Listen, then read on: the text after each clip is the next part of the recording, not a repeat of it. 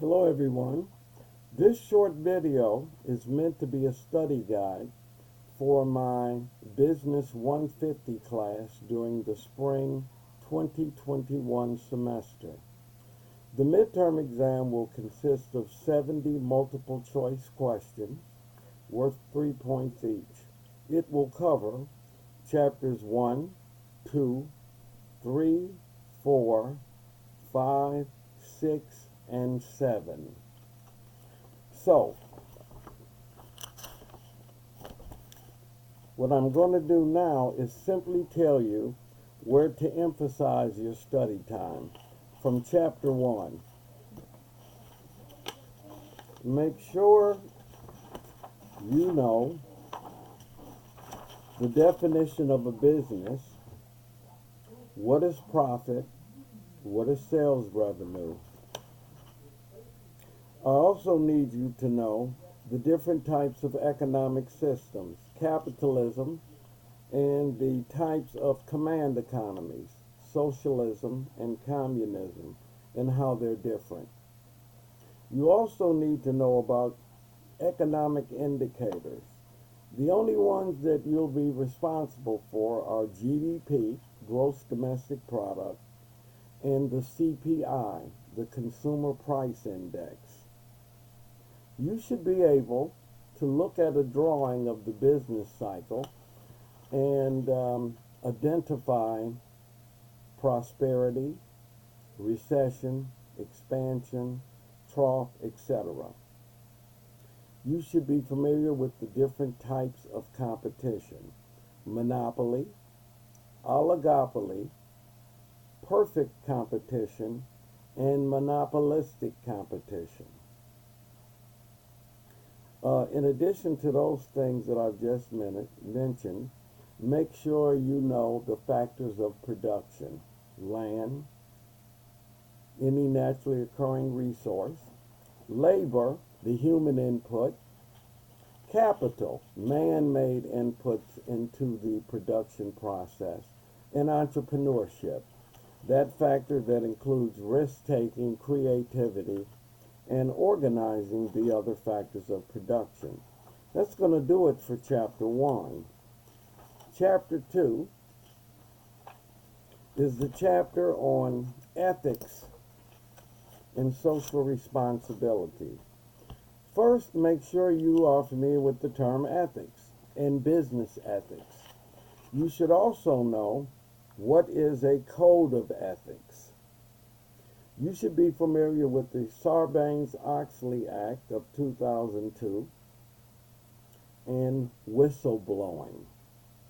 Also when I talked about ethics, you should also know what a code of ethics is. You should be familiar with the two different views on social responsibility.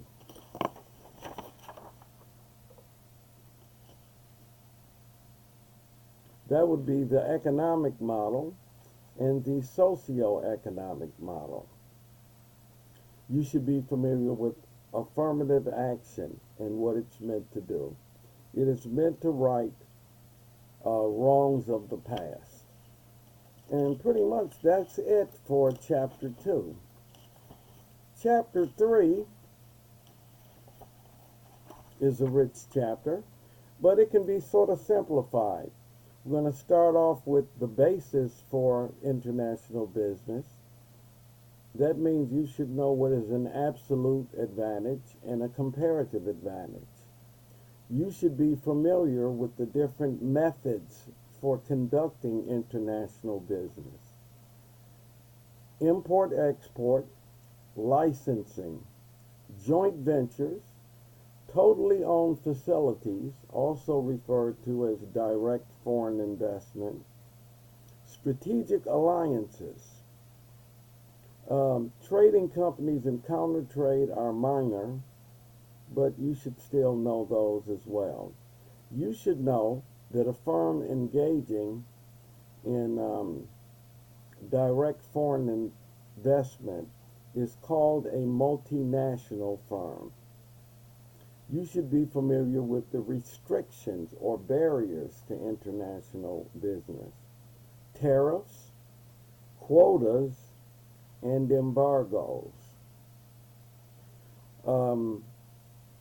You need to know about the World Trade Organization, what was NAFTA, the European Union. So even though it's a rich chapter, we summed it up pretty quickly. Chapter 4 is also a rich chapter. Chapter 4, although there's a lot in it, can be summed up in this way. The 3 basic types of business ownership. Sole proprietorship, its advantages and disadvantages.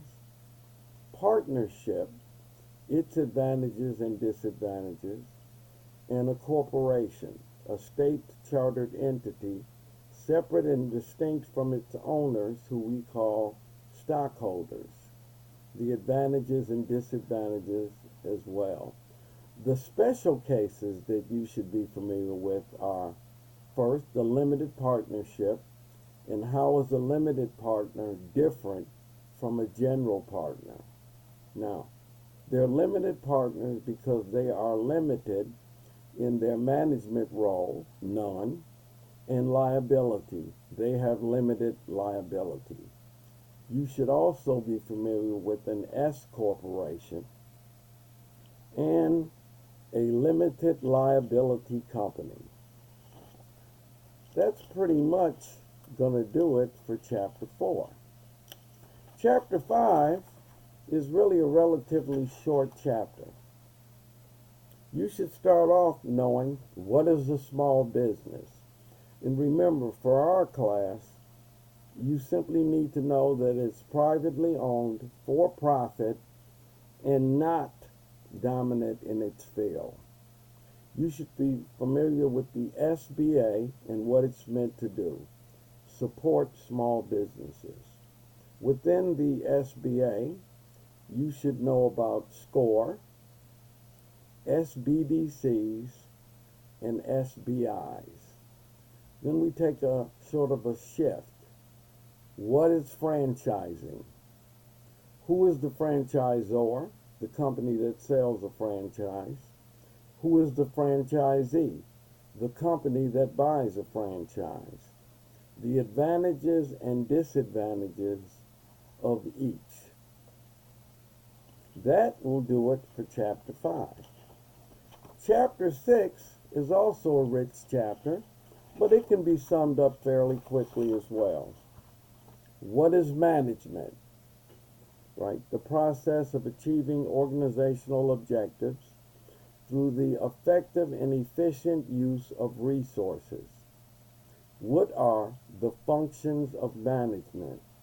Planning, organizing, leading, and controlling.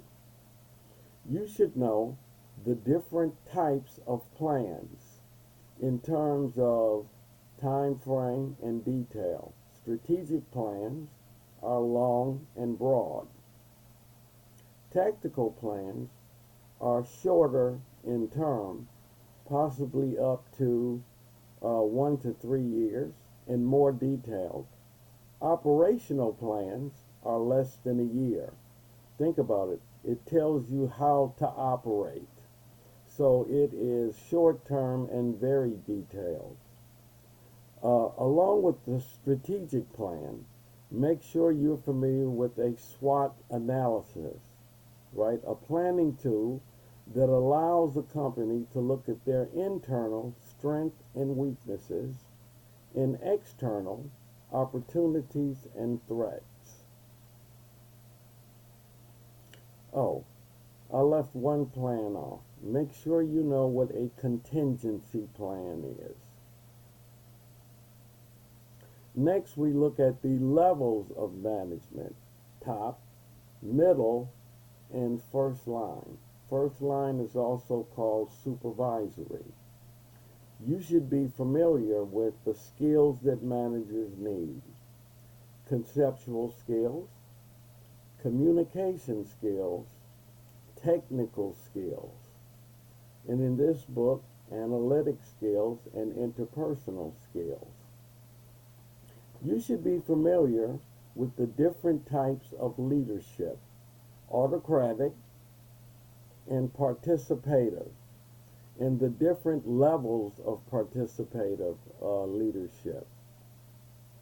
Last but certainly not least, you should know what the term total quality management means, right? A company-wide orientation on improving quality. Along with that, you need to know what the term benchmarking means. Chapter 7 is the last chapter that will be on the exam. Starting off, what is an organization?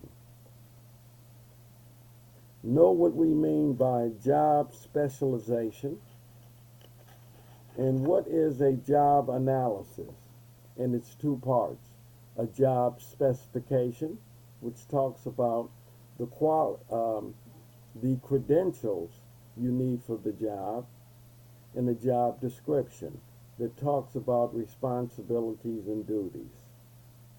You should also be familiar with the different ways to departmentalize: by function, by product, by customer, and by location.